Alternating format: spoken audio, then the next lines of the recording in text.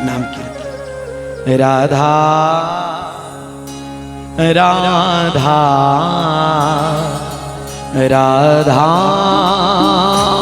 राधा राधा राधा राधा राधा राधा राधा राधा राधा राधा श्री राधा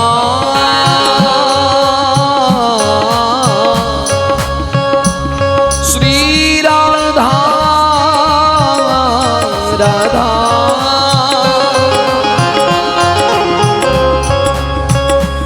राधा राधा राधा राधा गाइए राधा राधा राधा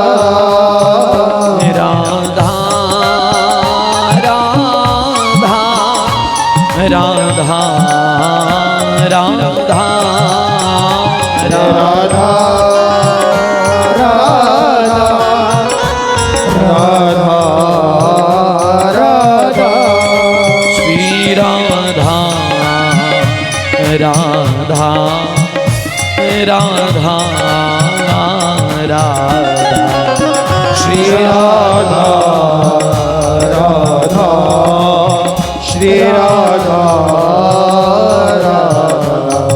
प्यारी राधा राधा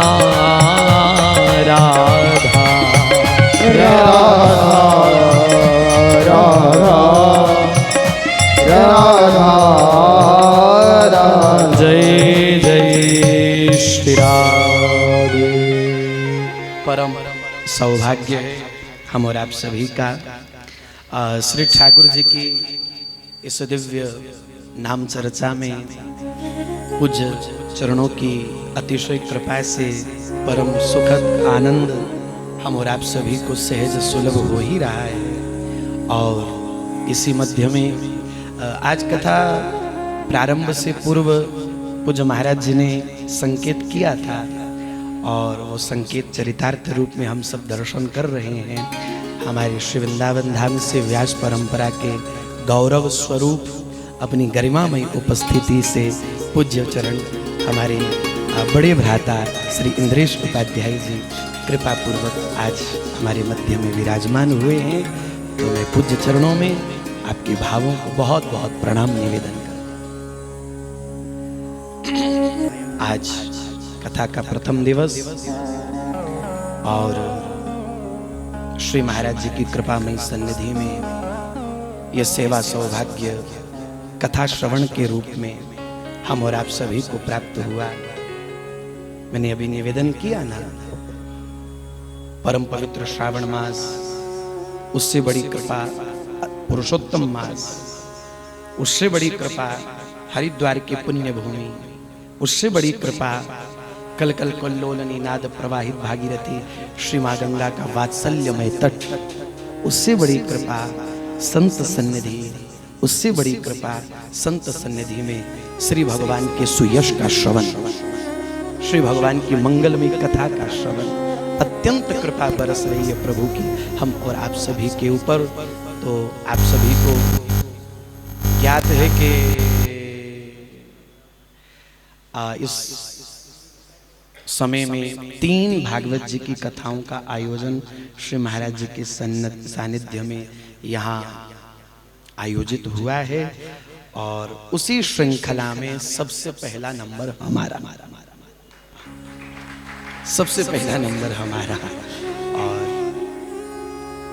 आज के इस प्रथम दिवस की वेला में सुंदर श्री भागवत जी के महात्मा का कुछ दर्शन हम और आप सभी ने किया और इस भाववाणी को, भावांजलि को, भाव पुष्पों को सरकार के श्री चरणों में निवेदित करते हुए मंचस्थ विराजमान सदगुरु स्वरूप श्री महाराज जी के श्री चरणों में बहुत बहुत प्रणाम निवेदन। बाकी महाराज जी वो बात कि मैं पूछूंगा एकांत में आपसे कि क्योंकि जब मैंने प्रथम बार आपका दर्शन किया था, जब मैंने तो आज कथा की शुरुआत में ये बात कही थी, उस समय बहुत से लोग नहीं थे, अब सब लोग पधारे, तो मैं कहूँ पूज्य श्री इंद्रेश जी भी पधारे, तो मैंने तो ऐसे ऐसे ऐसे फक्कड़ महापुरुष हैं, ऐसी सहज मूर्ति है। वहाँ जालंधर रेलवे स्टेशन पर जनरल डिब्बा में वहाँ गेट पे लटके मिले हमको, पहली बार गेट पे ही लटके मिले महाराज जी हमको, जबकि पूर्व का कोई परिचय नहीं हो, लेकिन हमारी ये सात्विक वेशभूषा देख के अपने को आवाज है राधे श्याम, तो हमने भी प्रणाम किया। तो प्रथम बार दर्शन तो वहां हुआ था, और आज उन दर्शनों का परिणाम ये मिला कि पूज्य चरणों तक आकर के ये दास अपनी वाणी की सेवा दे रहा है।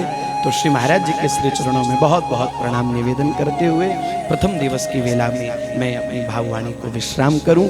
अभी श्री महाराज जी का मंगल आशीर्वचन जिस भी रूप में श्री महाराज जी आज्ञा करेंगे हम श्रवण करें। जय जय श्री राम। बोलो भक्त वत्सल भगवान की, सब बोलो गंगा मैया की, श्री जुगल जोड़ी सरकार की, हर हर महादेव। आज हम सब श्री महाराज जी की ही पावन कृपा से, संतों के आशीर्वाद से इस भागीरथी माँ गंगा का पावन तट श्री भगवत धाम में हम सब महाराज जी के ही श्री चरणों में बैठे हैं। आज हम पर बड़ी कृपा की, ऐसे ही जिनका पूरे वृंदावन में, जिनको वृंदावन में बच्चा बच्चा जिनको आज तो पूरा विश्व कथा सुनता है, ऐसे भागवत भास्कर पूज्य महाराज श्री आज पधारे। इनका बहुत बहुत हम भगवत धाम दरबार से स्वागत करते हैं, वंदन करते हैं। यह आपका अपना ही घर है, आप सहजता से इस उत्तराखंड की कहीं आते हो, या तो हम आ जाते हैं या आप आ जाते हो। इस बार हम नहीं आ पाए तो इस बार आपने कृपा कर दी, तो हम अपना ही सब महाराज जी की ये कृपा है और इसके अलावा कुछ नहीं। साथ ही हमारे स्वामी जी, स्वामी श्री अनंतानंद जी, जिनको हम सब प्रेम से यहाँ सब हरिद्वार में स्वामी राम जी के नाम से जानते हैं, जिनका संतों के प्रति बड़ा भाव रहता है, सब संतों को बुलाते हैं आश्रम में, आए दिन महापुरुषों की सेवा में। आप भी आज प्रथम बार ही आए। वैसे मैं और मेरा यार एक बस्ती में बसते हैं, पर किस्मत की खूबी है मिलने को तरसते हैं। पर आप रहते हरिद्वार में, पर यहाँ आए आज पहली बार ही। आपको भी मैं बहुत दिनों से महाराज जी के चरणों में जब से आए, जब से देखते, पर हमारा तो कोई ऐसा छोटा स्थान है, हम लोग छोटे महात्मा हैं, इसलिए आप आज कृपा कर दी। बहुत बहुत आपका भी हम धन्यवाद करते हैं। आपने बहुत सुंदर आश्रम बनाया भूपतवाला में, उसके उद्घाटन में महाराज श्री गए थे, मैं भी साथ गया था। अभी 5-4 महीने पहले श्री चित्रलेखा जी की कथा थी, तो वहाँ के आप परम अध्यक्ष हैं, आपके गुरुदेव भी हैं। आप जैसे जुगल जोड़ी जैसे चलती हैं, ऐसा प्रेम है, ऐसी सहजता है, आपने कृपा की। अब समय तो है ही जो है, घड़ी तो चलती रहती है, इसलिए अब मैं आपकी चरण कमलों में प्रार्थना करूंगा। फिर महाराज जी बोल देंगे, 5 मिनट बोल दो बस आप 5 मिनट, फिर महाराज श्री बोल देंगे। बोलो संत भगवान की, हर हर महाराज जी को आज लास्ट में बुलवाएंगे, नहीं तो सब चल देंगे।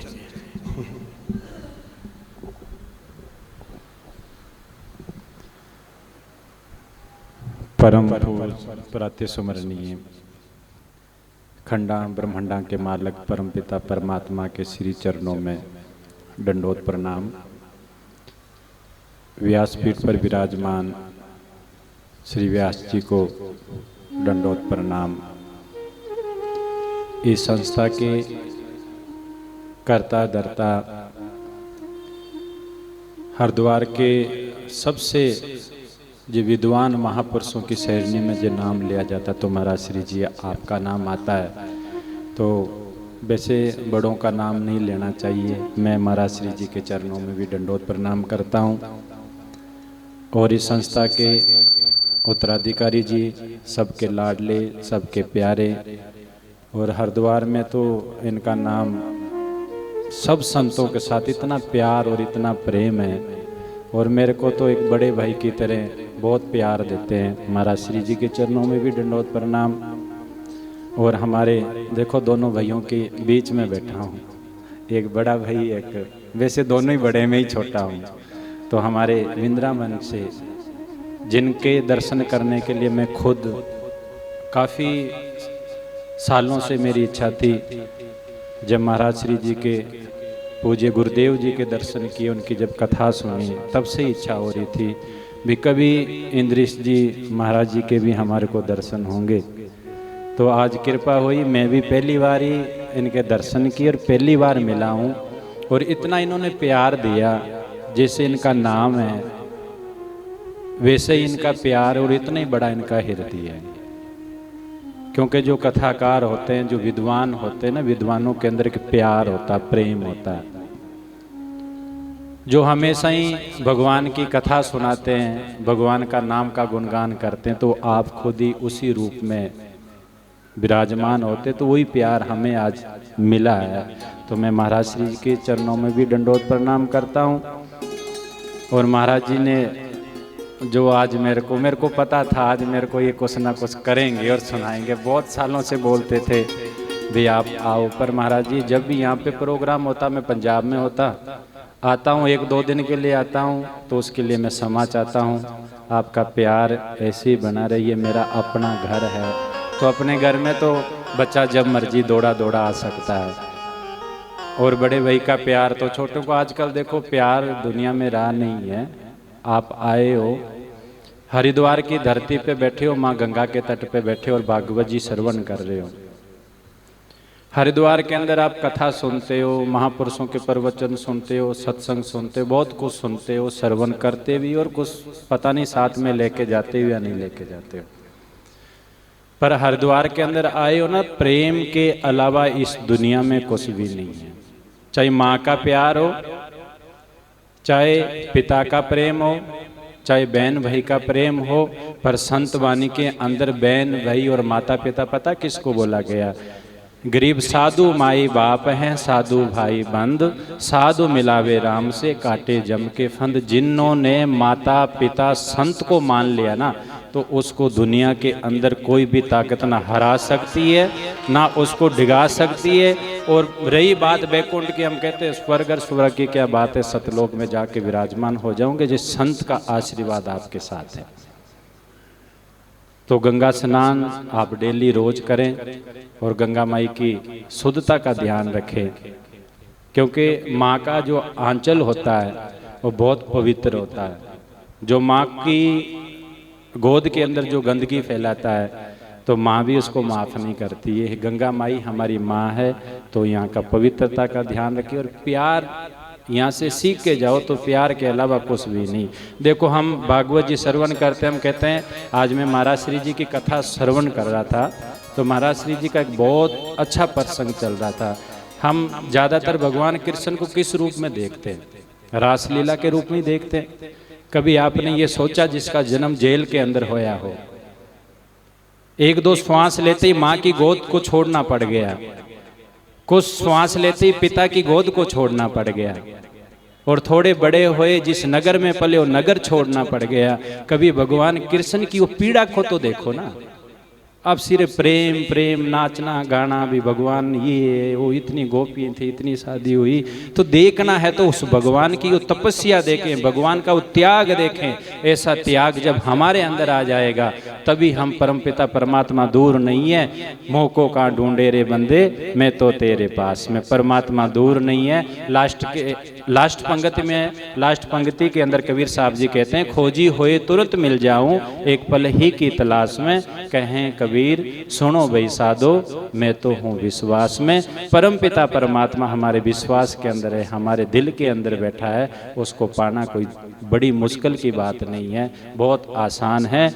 बस एक माँ की तरह उस परमपिता परमात्मा को भी प्यार करके देखो तो परमात्मा हमारे पास में ही है। मैं ज़्यादा ना कहता हुआ, क्योंकि मैं महाराज श्री जी के वचन सुनने की, मैं भी जैसे आप लोगों को इच्छा होती है ना, मेरे को भी होता है जब इनका कुछ ना कुछ सुनते रहें। जो जितने विद्वान हैं, विद्वानों के जितने पास में रहेंगे ना, उतना ही हमें कुछ ना कुछ मिलता रहेगा। एक ये भगवत धाम है, शायद कोई ऐसे विद्वान होंगे जो यहाँ पे नहीं आए होंगे। पूरे भारतवर्ष के विद्वान यहाँ पे आते हैं, इसलिए आते हैं कि महाराज जी का यहाँ प्यार है और प्रेम है। तो देखो ये बड़े बड़े महलों में रहने वाले हैं, बड़ी बड़ी कथा करने वाले, हजारों लाखों करोड़ों के बीच में बोलने वाले, आज यहाँ चल के आए। क्यों आए? ये महाराज जी का प्यार खींच के ले आए। ना इन्होंने महल देखा, ना इन्होंने संगत देखी है, एक प्यार के बनने हुए यहाँ आए हैं। तो हम महाराज श्री जी के चरणों में मैं दोबारा दंडोत प्रणाम करता हुआ अपनी वाणी को यहीं विराम देता हूँ। बोलो सतगुरुदेव भगवान की। मैं इसी क्रम में प्रार्थना करूंगा श्री आदरणीय व्यास जी महाराज से। आप भी व्यास ही हैं, आप भी रोज व्यासपीठ पे बैठते हैं। श्री महाराज श्री से कि अपना मंगलमय पावन आशीर्वाद हम सबको दें।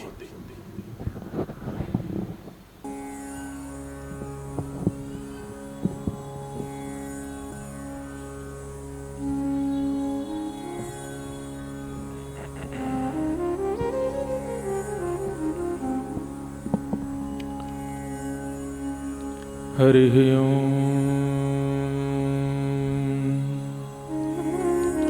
श्रीमते रामानुजाय नमः। अस्ति स्वस्तरुणीकराग्रविगलत् कल्पप्रसूनाप्लुतम्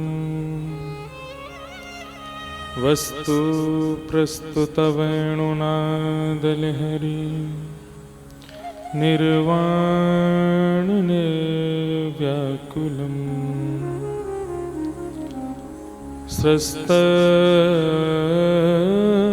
स्रस्तनिबद्धने विविलशश गोपी सहस्रावृतम् हस्तन्यस्तनतापवर्गवखिलो दारं किशोराकृति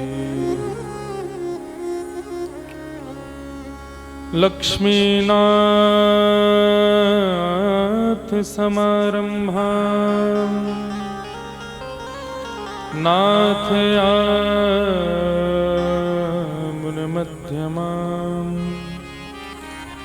अस्मदाचार्यपर्यन्तां वन्दे गुरुपरम्पराम्। जय जय श्री राधारमण, जय जय नवल किशोर, जय गोपी चित चोर प्रभु, जय जय माखन चोर। बोलो वृंदावन बिहारी लाल की, श्री राधा रमण लाल की, श्री राधा वल्लभ लाल की जय। भागवत महापुराण की जय। हरिद्वार धाम की श्री भगवत धाम की गंगा मैया की बद्री केदारनाथ भगवान की श्याम सुंदर श्री यमुने महारानी की पर्वतराज हिमालय की जय जय श्री राम। नमः पार्वती पतये हर हर महादेव।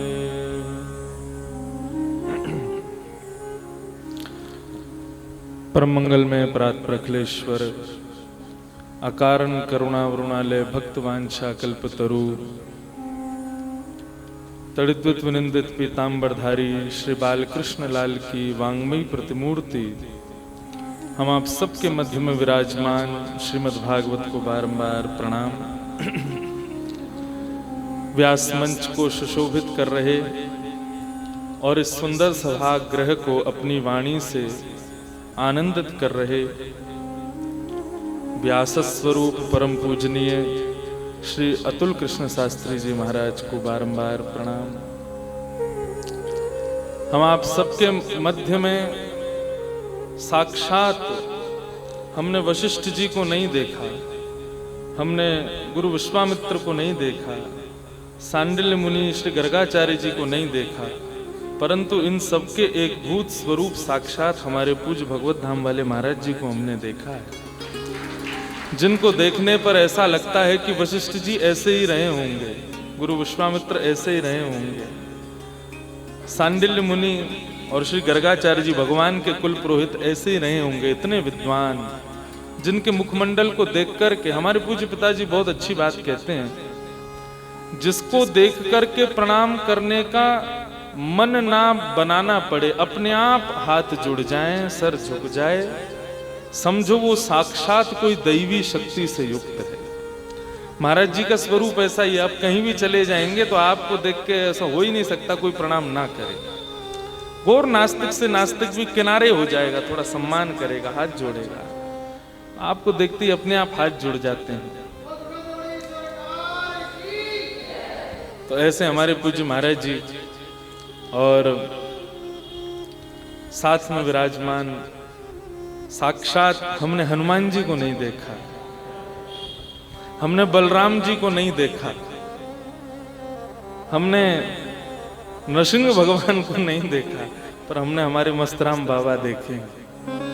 हनुमान जी ऐसे ही रहे होंगे, नृसिंह भगवान ऐसे ही रहे होंगे, श्री बलदाऊ जी ऐसे ही रहे होंगे। ये सब विनोद की बातें नहीं है बंधुओं, ये साक्षात बिल्कुल स्पष्ट कह रहा हूं मैं।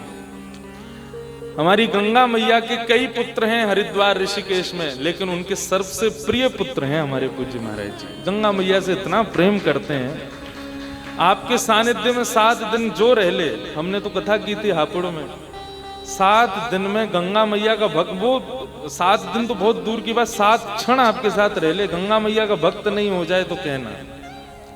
ऐसे हमारे पूज्य महाराज जी हैं, आपके सानिध्य में रहने के बाद में गंगा मैया से अति प्रेम अति प्रीति हो जाती है।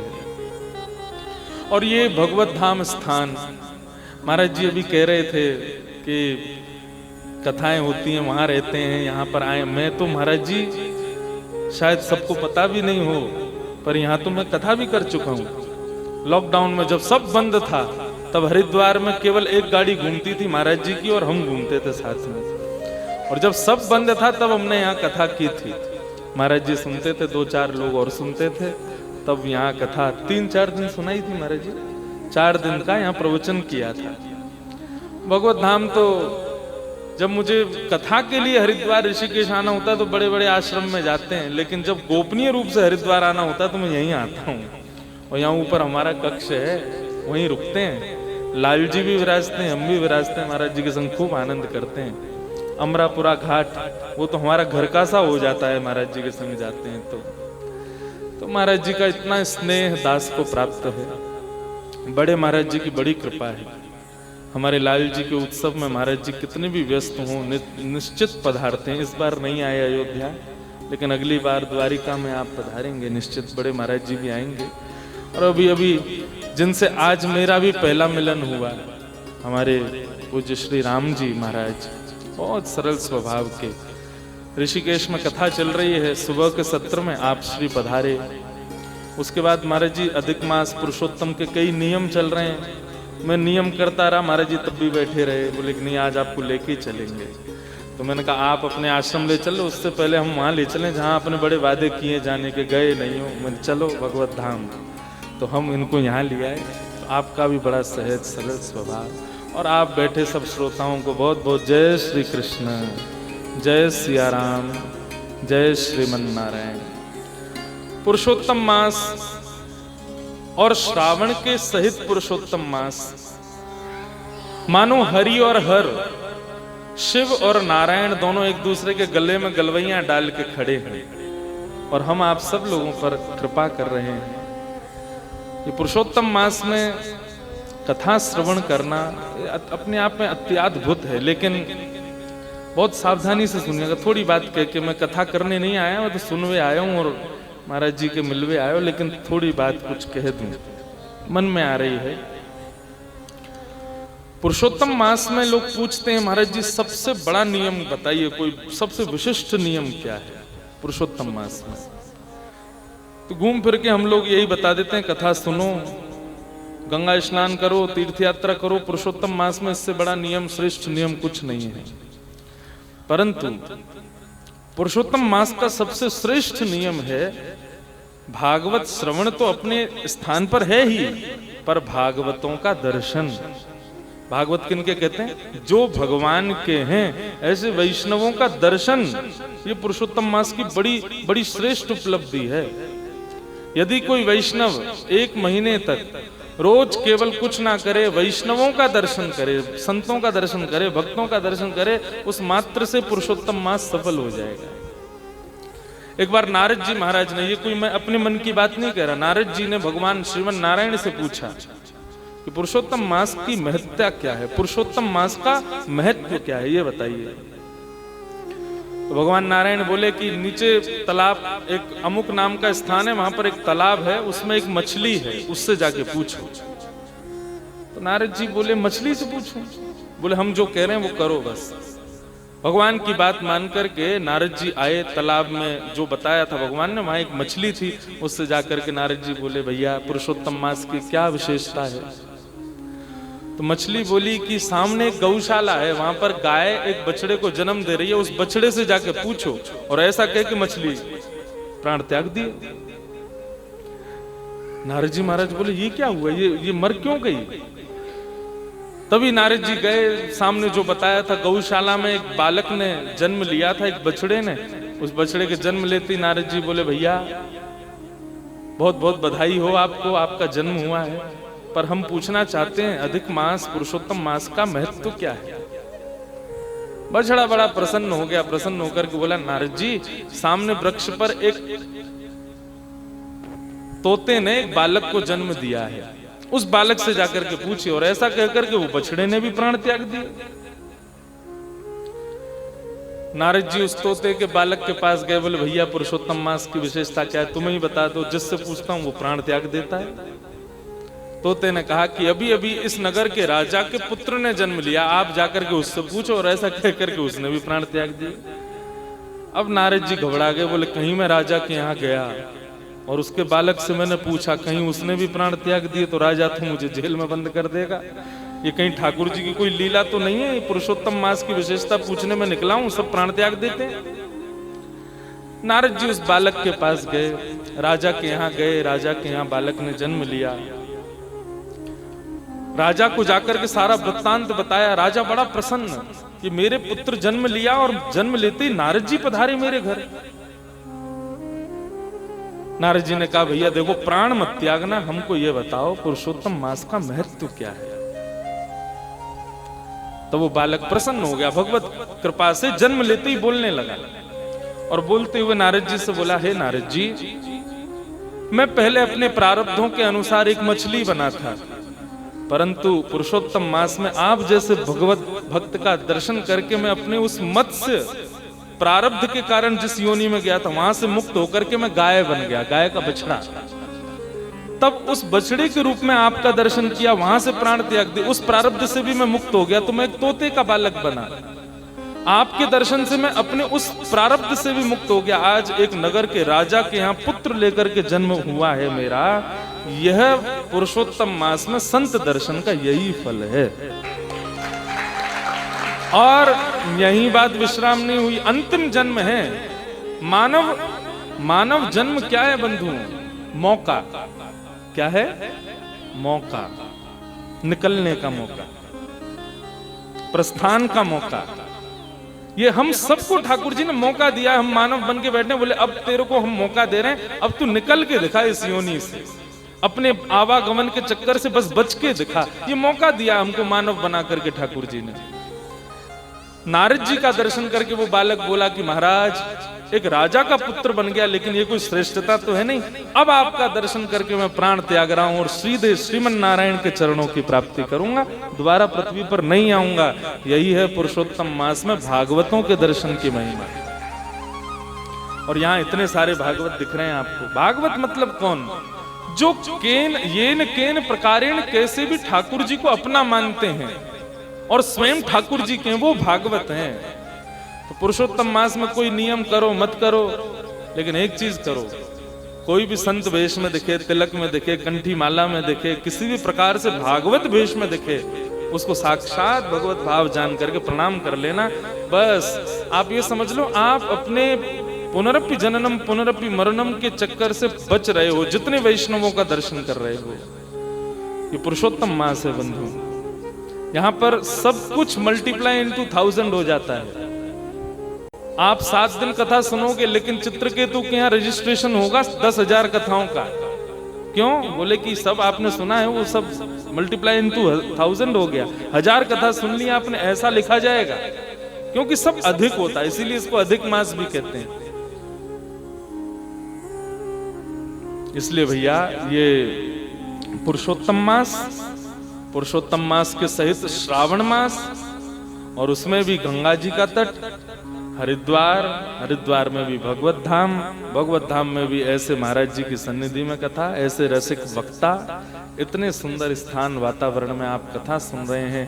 निश्चित ही ऐसा मन कहता है, बोल दूं अतिशयोक्ति ना हो, निश्चित ही हम आप सब लोगों का ये अंतिम जन्म है। इसके बाद दोबारा आने वाले हैं नहीं हम इस दुनिया में। हाँ, सीधे भगवत धाम की प्राप्ति होने वाली है। और भगवत धाम की प्राप्ति, एक बात और कह दूं महाराज जी, उत्तराखंड में हरिद्वार से लेकर के बद्रीनाथ तक, इस संपूर्ण क्षेत्र में किए गए पुण्य का फल क्या है? बद्रीनाथ के लिए तो हमारी भागवत जी में लिखा है कि बद्रीनाथ में यदि आप तपस्या करते हैं, कोई भी व्रत करते हैं, नियम करते हैं, पुण्य करते हैं, तो उसका फल है कि बद्रीनाथ में किया गया पुण्य आपको अगले जन्म में ब्रजवास दिलाता है। तो मुझे लगता है बद्रीनाथ में ही क्यों, पूरे संपूर्ण हरिद्वार से बद्रीनाथ तक जो भी भजन पुण्य हम लोग कर रहे हैं, वो सबका फल अगला जन्म ब्रज में ही मिलने वाला है। तो निश्चित ही हम लोग तो बद्रीनाथ में तपस्या किए होंगे पिछले जन्म में, इसलिए ब्रज में जन्म भयो, लेकिन अगले जन्म में हमारे महाराज जी भी ब्रज में आने वाले हैं, और ये भी ब्रज में आएंगे, हम भी ब्रज में रहेंगे, आप सब भी ब्रज में रहोगे। पुनः पुनः हम ब्रजवासी लोग तो केवल ठाकुर जी से यही कहें, एहो विधि ना तो पे अचरा पसार मागू, जन्म जन्म दीजो याही ब्रज बसिवो। हमें और कछु ना चाहिए, हे विधाता केवल एक कृपा कर दो, हमको बार बार ब्रज में ले, हमें और कुछ नहीं चाहिए। तो बंधुओं, इस पुरुषोत्तम मास में कुछ भी करो, सबका फल एक ही मांगना है, हे विधाता कृपा करके हमको वृंदावन प्रदान करो, हमको ब्रज प्रदान करो। बस यही आप सबसे अभ्यर्चना। महाराज जी के चरणों में बारंबार प्रणाम, व्यासपीठ को नमन, समस्त श्रोताओं को बारंबार वंदन करते हुए अपनी वाणी को विराम देता हूँ। बोलो गंगा मैया की जय, भागवत महापुराण की जय, जय जय